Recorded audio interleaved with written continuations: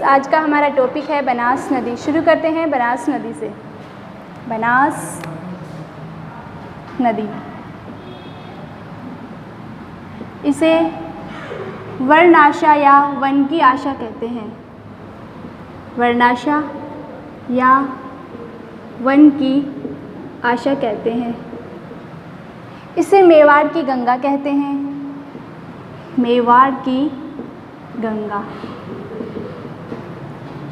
पूर्णतः राजस्थान में बहने वाली सबसे लंबी नदी है। पूर्णतः राजस्थान में बहने वाली सबसे लंबी नदी। कुल लंबाई है इसकी 512 किलोमीटर। कुल लंबाई है 512 किलोमीटर इसकी लंबाई है। इसके बाद में बात करें हम, यह नदी राजस्थान में 6 जिलों में प्रवाहित होती है। राजसमंद, राजसमंद से चित्तौड़गढ़, चित्तौड़गढ़ से भीलवाड़ा, भीलवाड़ा से अजमेर, टोंक और सवाई माधोपुर। इन 6 जिलों में यह नदी बहती है। राजसमंद, चित्तौड़गढ़, भीलवाड़ा, अजमेर, टोंक और सवाई माधोपुर। इसके अलावा बनास नदी पर त्रिवेणी संगम बनते हैं। 3 त्रिवेणी संगम। पहला संगम बनता है बिघोद भीलवाड़ा में। बिघोद भीलवाड़ा में बनास, भेड़च और मेनाल, ये 3 नदियां मिलकर यह त्रिवेणी संगम बनाती है। सेकंड नंबर पे राजमहल टोंक। राजमहल टोंक, यहाँ बनास, खारी और ढाई, ये 3 नदियां मिलकर यह त्रिवेणी संगम बनाती हैं। तीसरा त्रिवेणी संगम बनता है जोधपुरिया टोंक में। जोधपुरिया टोंक जिले में यह संगम बनाती है बनास, बांडी और मानसी नदी मिलकर। ये 3 नदियां मिलकर यह त्रिवेणी संगम बनाती है। इसके बाद में बात करें इस नदी पर बनने वाले बांध। इस नदी पर बांध, एक बांध बनता है राजसमंद जिले में, नंदसमंद बांध। नंदसमंद बांध। दूसरा बांध बना है इस पर बिसलपुर टोंक में, बिसलपुर बांध। बिसलपुर बांध। सवाई माधोपुर जिले में इस पर बांध बना है ईसरदा बांध। ईसरदा बांध। बनास नदी का जो सामान्य परिचय उसमें हमने पढ़ा। बनास नदी, इसे वर्णाशा या वन की आशा कहते हैं। मेवाड़ की गंगा इसे कहते हैं। पूर्णतः राजस्थान में बहने वाली सबसे लंबी नदी है। कुल लंबाई इसकी 512 किलोमीटर है।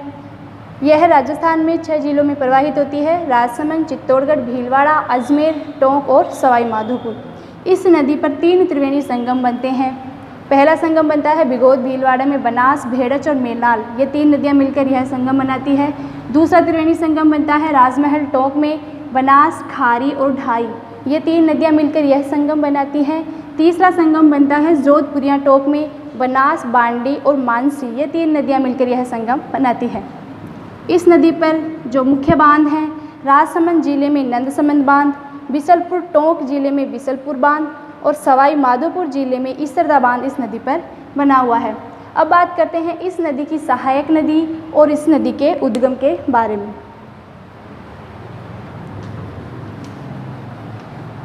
बनास नदी का उद्गम और उसकी सहायक नदी के बारे में अध्ययन करेंगे।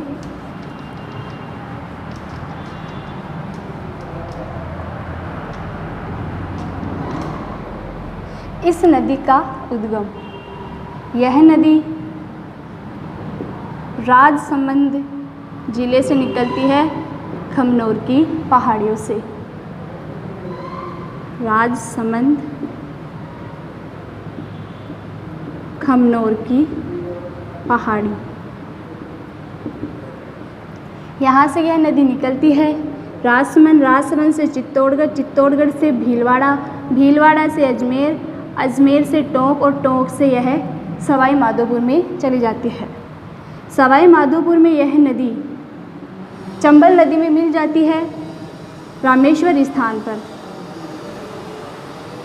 यहाँ रामेश्वर स्थान पर यह नदी चंबल नदी में मिल जाती है सवाई माधोपुर जिले में।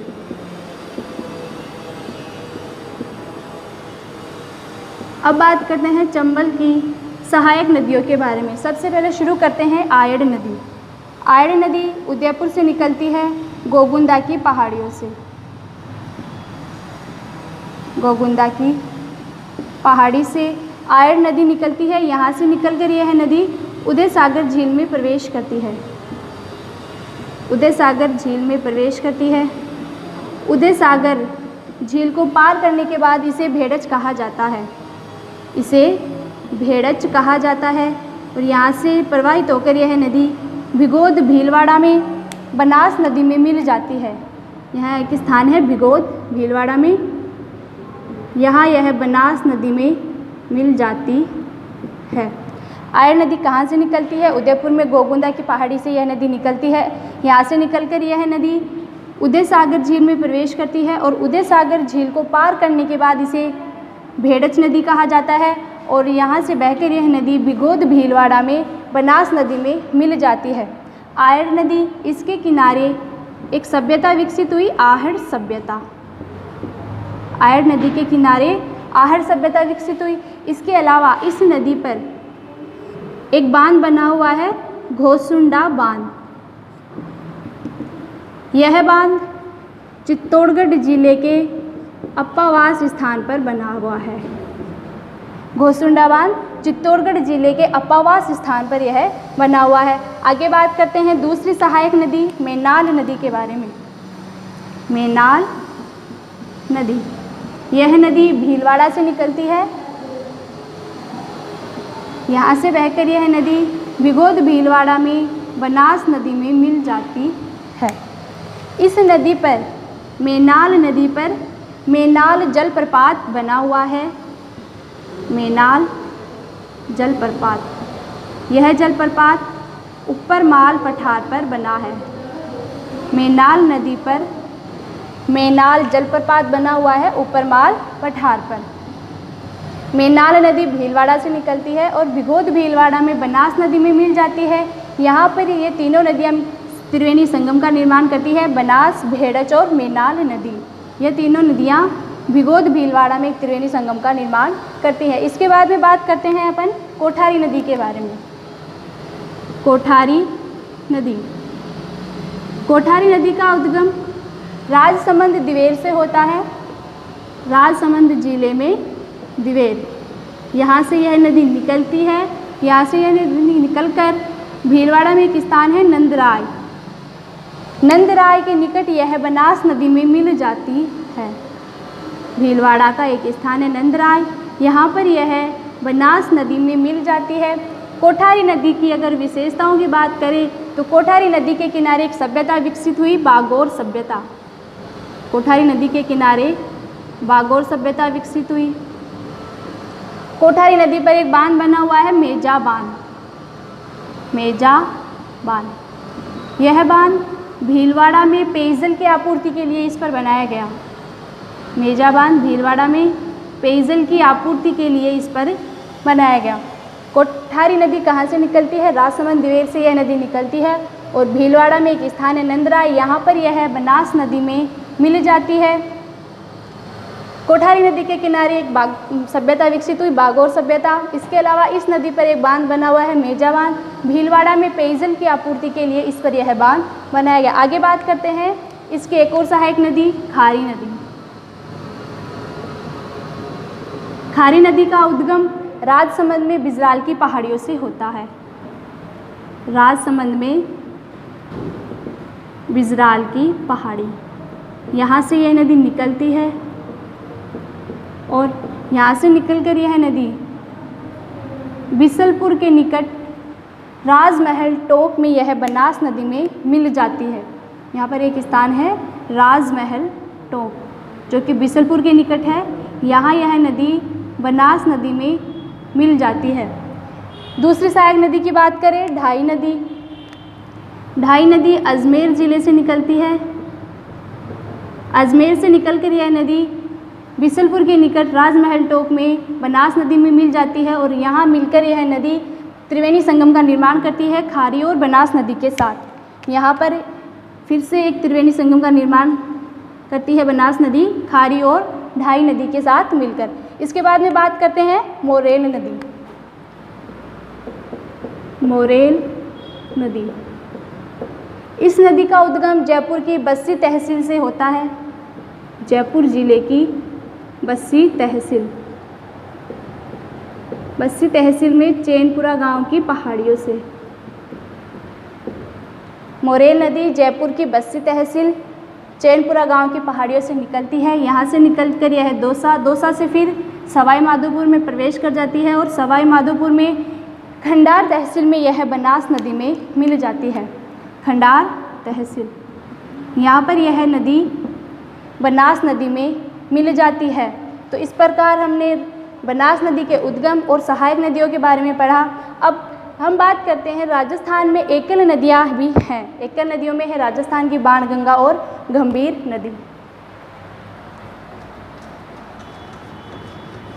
राजस्थान में एकल नदियों में है बाणगंगा और गंभीर नदी। इन नदियों का प्रवाह क्षेत्र भी बंगाल की खाड़ी की ओर माना जाता है। यह जो बाणगंगा और गंभीर नदी है वह अपना जल सीधे यमुना नदी में ढालती है। शुरू करते हैं एकल नदियाँ। एकल नदियों में है बाणगंगा नदी। बाणगंगा नदी, इस नदी का उद्गम जयपुर जिले की बैराट की पहाड़ी से होता है। जयपुर जिले में बैराट की पहाड़ी से यह नदी निकलती है और यहाँ से यह दक्षिण में प्रवाहित होती है जमुआ रामगढ़ की तरफ। जमुआ रामगढ़ में इस नदी पर एक बांध बना हुआ है, रामगढ़ बांध।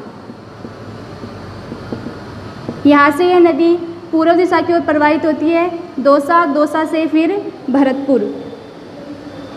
भरतपुर के बाद यह नदी यूपी राज्य में प्रवेश कर जाती है और फतेहाबाद में यह नदी यमुना नदी में मिल जाती है।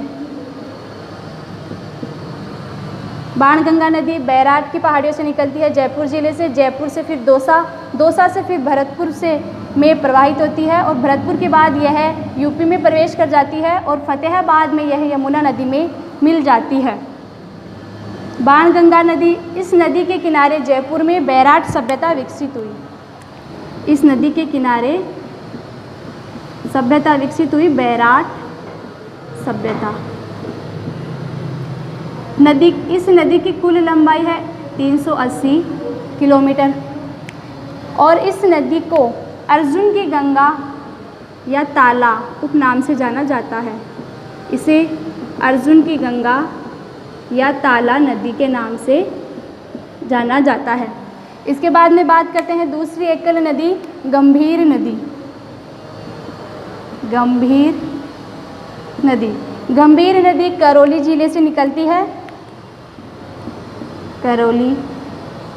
करौली जिले से इसका उद्गम होता है और यहाँ से यह नदी भरतपुर से फिर धौलपुर और धौलपुर में बहने के बाद यह यूपी जिले में प्रवेश कर जाती है और मुरेपुर में यह यमुना नदी में मिल जाती है। इस नदी पर भरतपुर में एक बांध बना हुआ है, अजान बांध। भरतपुर में इस नदी पर अजान बांध बना हुआ है और करौली जिले में इस नदी पर पांचना बांध बना हुआ है। गंभीर नदी करौली से निकलती है। करौली से फिर करौली से भरतपुर और भरतपुर से यह धौलपुर में प्रवाहित होती है। धौलपुर में बहने के बाद यह यूपी राज्य में प्रवेश कर जाती है और यहाँ यह यमुना नदी में मिल जाती है। तो ये थी राजस्थान की एकल नदियाँ। धन्यवाद।